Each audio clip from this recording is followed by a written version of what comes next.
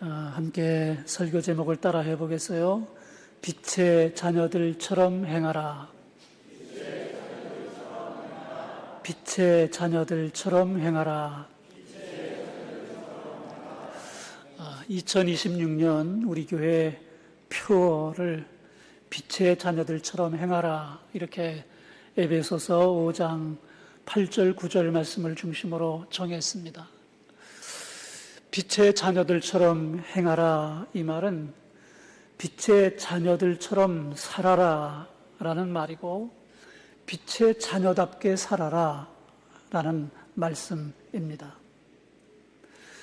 빛의 자녀로 산다라는 것은 빛의 열매를 맺는 삶을 말하는데, 빛의 열매는 오늘 본문 9절에 보면 모든 선함과 의로움과 진실함에 있다, 이렇게 밝혀주셨습니다.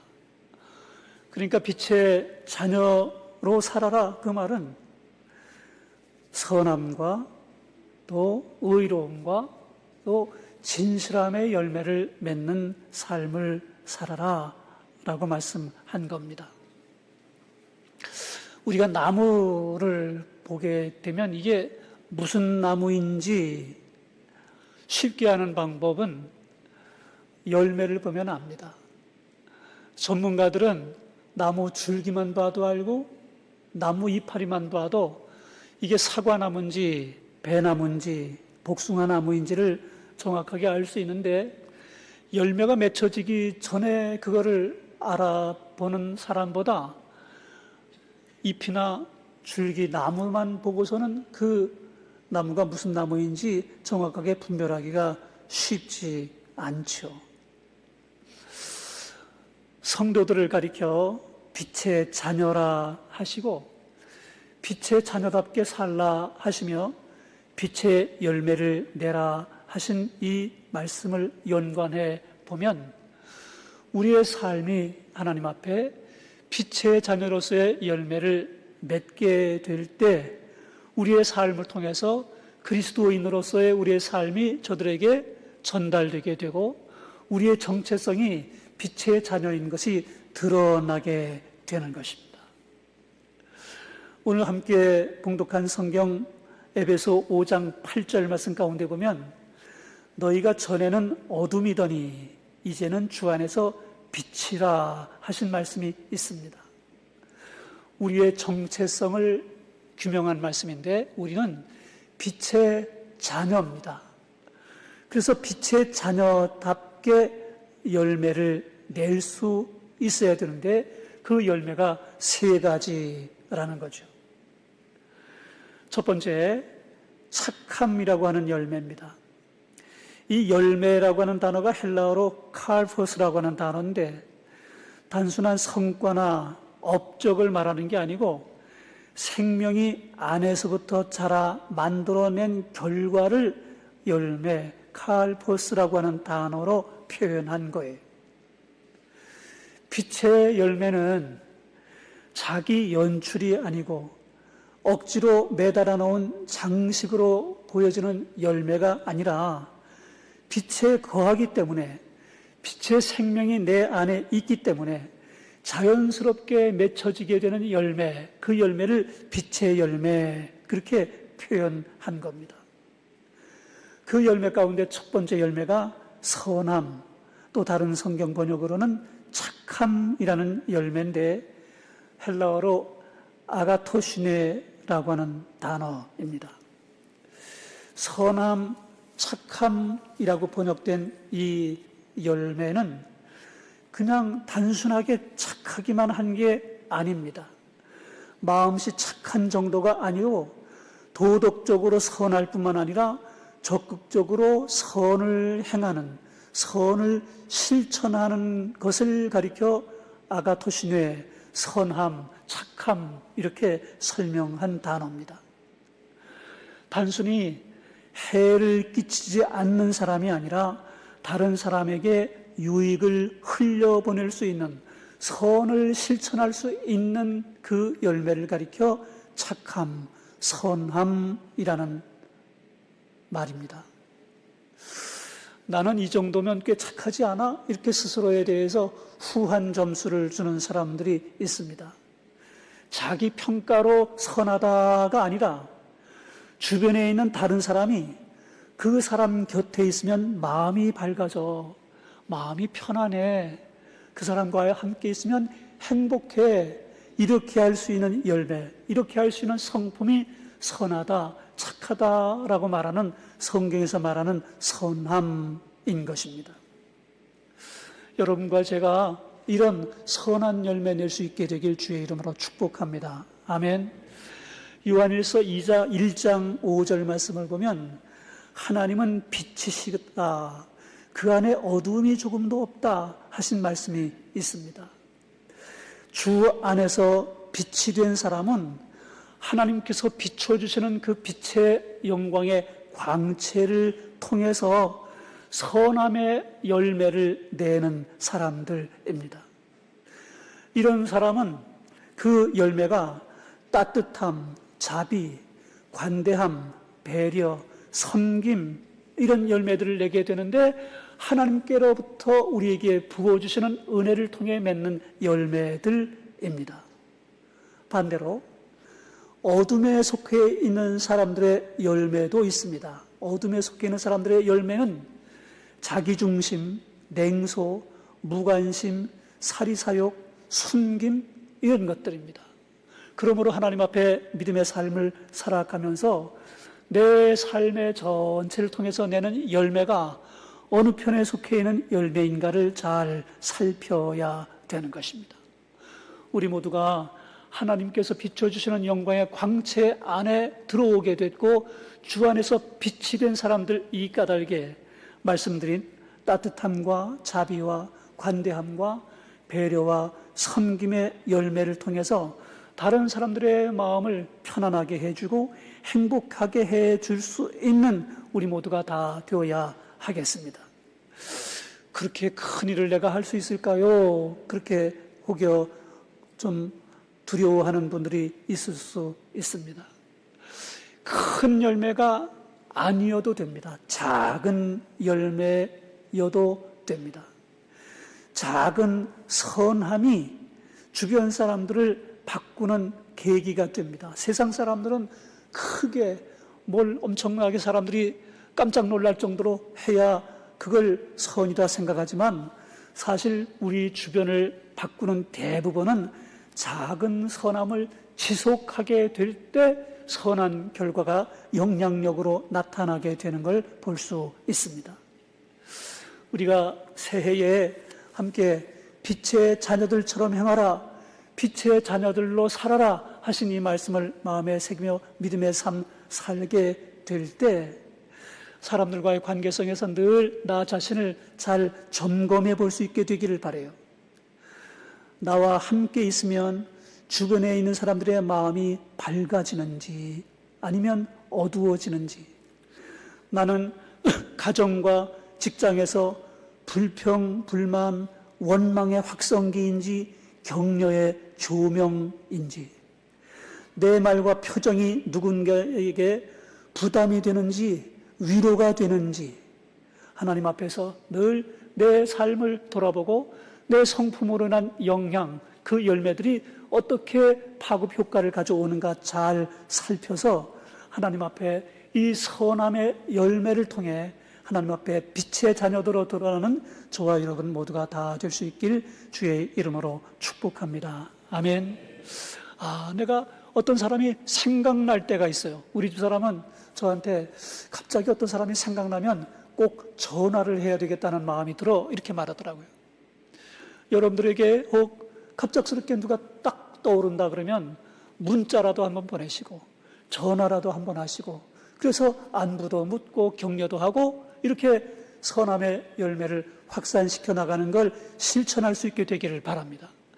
누가 보고 싶다 그러면 커피 한잔 하자고 하세요. 요즘 카페가 얼마나 흔한지 카페 없는 동네가 없어요. 한 동네에 뭐 카페가 그냥 수십 개씩 있는 그런 동네가 됐는데 커피 한잔 합시다. 함께 같이 불러 대화하고 그렇게 함께 격려하고 행복한 시간을 갖게 되면 우리의 이 작은 선행이 많은 사람들에게 그 선함의 빛으로 점점 더 확산해져 나아가는 놀라운 열매가 맺혀지게 될 것입니다. 그렇게 살기를 원하시는 모든 분들 다 함께 아멘 고백하겠습니다. 아멘. 두 번째 열매는 의로움이라는 열매입니다. 이 의로움이라고 하는 단어가 디카이오시네라고 하는 단어인데, 이것은 관계를 바로 세우는 힘입니다. 성경에서 의라고 하는 단어는 법정적 개념을 가졌어요. 뿐만 아니고 관계적 올바름을 나타내는 단어로도 쓰였습니다. 하나님과의 관계가 바르게 되는 것, 사람과의 관계에서 공정하고 정직하게 신뢰를 얻게 하는 삶을 사는 것, 이걸 의라고 하는 단어 디카이오시네라고 표현한 것입니다. 나는 하나님과의 관계성에서 바른 관계를 유지하고 있는가? 이게 의로움이라는 것입니다. 어이쿠, 하나님이 아시면 안 되는데, 하나님 이것은 좀 잠깐 눈 감아주세요. 혹시 이런 것들이 있다고 할 것 같으면 하나님 앞에 의가 아닌 것입니다.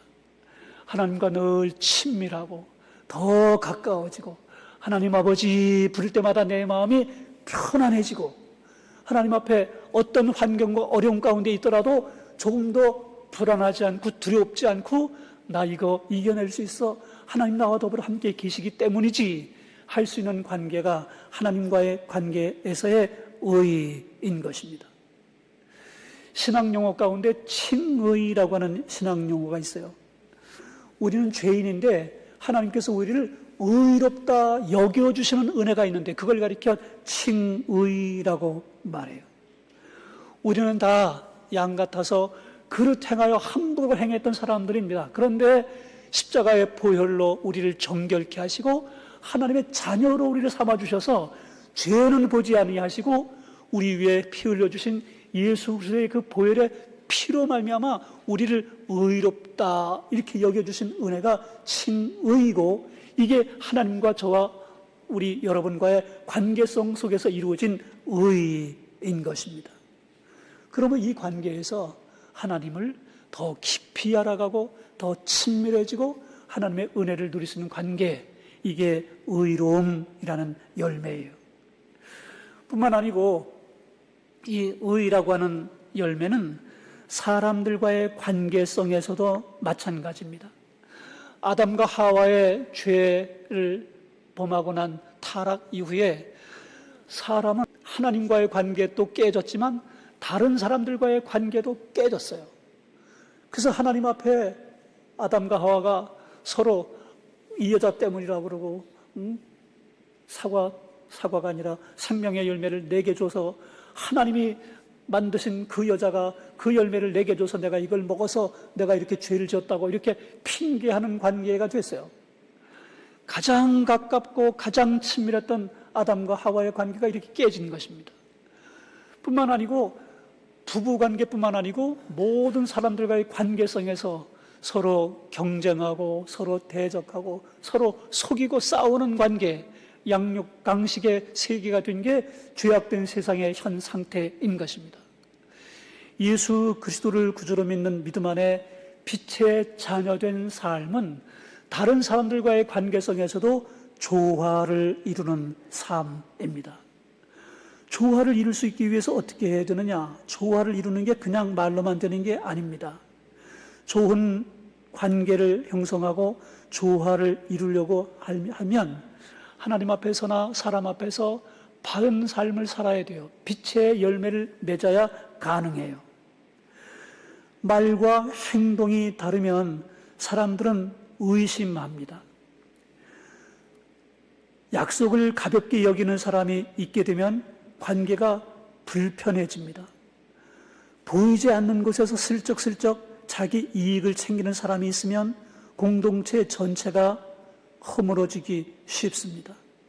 반대로 한 사람이 의로움으로 든든하게 서서 그 의의 열매를 내면 분위기가 달라집니다.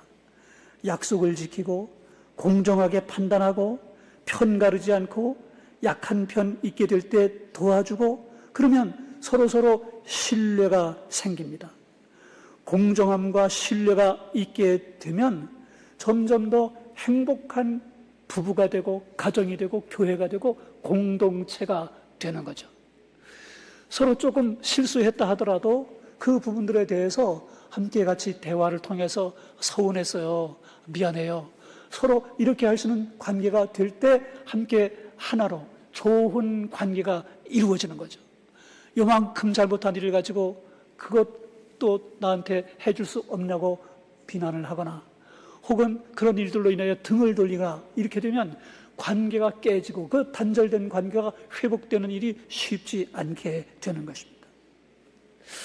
관계에서의 이 의로움을 적용하기 위해서 여러분 한번 살펴볼 수 있게 되길 바라요. 남편과 아내 사이에서 서로에게 성심을 다해서 공정하게 그렇게 사는가? 자녀들에게 아직 내 어린 자녀니까 감정적으로 감정대로 그렇게 대하지는 않는지, 권위로 눌러버리려 하지는 않는지 돌아봐야 됩니다. 직장 안에서 정직하게 일하고 있는가? 편법을 어쩔 수 없다는 말로 합리화하고 있지는 않는가? 내 실적을 위해서 다른 사람을 도구로 이용물로 이용하고 있지는 않는가 돌아봐야 됩니다. 교회 안에서도 내 감정과 내 선호로 다른 사람들을 평가하고 편가르고 있지는 않는가? 섬김의 자리에 있게 될 때 하나님 앞에 이 섬김의 기회를 주셔서 감사합니다가 아닌 내가 이걸 했다, 이건 내 업적이다, 나를 자랑하고 있지는 않는가? 이런 일들로 인해서 관계가 깨지고 공동체를 허물게 되는 일들이 일어나게 되는 것입니다. 그러므로 하나님과의 관계성에서나 사람들과의 관계성에서 의로움의 열매를 낼 수 있는 저와 여러분 모두가 다 될 수 있기를 주의 이름으로 축복합니다. 아멘. 마지막 세 번째는 진실함이라는 열매입니다. 진실함이라고 하는 단어는 알레데이아라는 단어인데 숨겨진 것이 드러난다라는 뜻이 있어요. 이것은 가려진 것이 겉이고 참된 실상이 드러나는 상태를 가리켜 진실함, 알레데이아라고 표현한 단어입니다. 빛의 열매로서의 진실함은 말이 거짓이 없는 것, 마음에 위선이 없는 것, 삶이 이중적이지 않은 걸 가리켜 말함이고, 진실함은 우리 주님 앞에 서는 자세인 것입니다. 빛 앞에서는 무엇도 숨길 수가 없죠. 다 드러나게 되죠.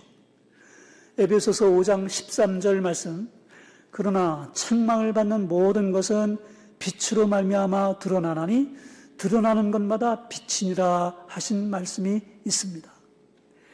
이 말씀은 빛은 폭로하기 위한 도구가 아니라 빛을 비추임으로 회복시켜 주시는 통로라는 뜻입니다. 진실함은 나는 잘못한 게 없어, 나는 틀린 게 없어가 아니라 주님 앞에서 나는 숨기지 않겠습니다 라는 자세가 진실함이라는 것입니다. 우리가 코로나 시대를 지내면서 마스크를 쓰고 살았던 때가 있었어요. 처음에는 이 바이러스를 방지하기 위해서 이 마스크를 썼습니다. 근데 쓰고 보니까 바이러스를 차단하는 효과도 있지만 불편한 자리 갈 때 두 눈만 드러내고 얼굴을 감추는 유익이 있구나라는 걸 사람들이 알게 됐어요. 그래서 좀 불편한 자리 갈 때는 뭐 바이러스 이제 다 끝났는데도 불구하고 마스크 쓰고 다닙니다. 얼굴을 안 드러내는 거죠. 눈만 드러내고. 그게 가면을 쓰면 안전한 것처럼 보이지요. 그런데 그게 더 자신을 고립되게 만드는 원인이 돼요. 교회 안에서도 마찬가지입니다. 괜찮은 척 이러면서 가면을 쓰고 사람들을 대하다 보면 이게 가식적이 되고 위선적이 되게 될 위험성이 높아요. 진실되게 나를 드러내고 나를 공개할 수 있는 이게 진실함인 것입니다. 사실 제가 요즘 좀 힘들었어요. 제가 요새 완전 바닥이에요. 이걸 부끄럼 없이 편안하게 공개할 수 있게 될 때 상대방도 그를 위해 기도할 수 있게 되고 그를 격려해 줄 수 있는 마음이 생길 수 있습니다.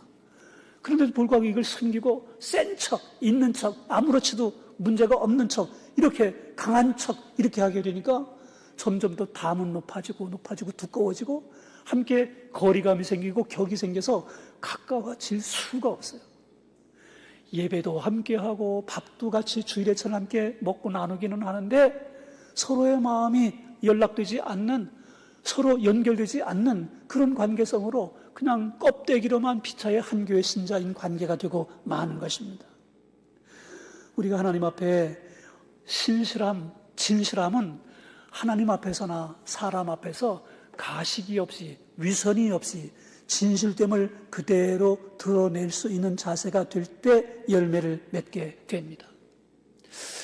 기도도 마찬가지예요. 기도할 때 그냥 고급 어휘들 다 동원해서 창세기로부터 요한계시록까지 이렇게 그냥 기도하는 분들이 가끔 있죠.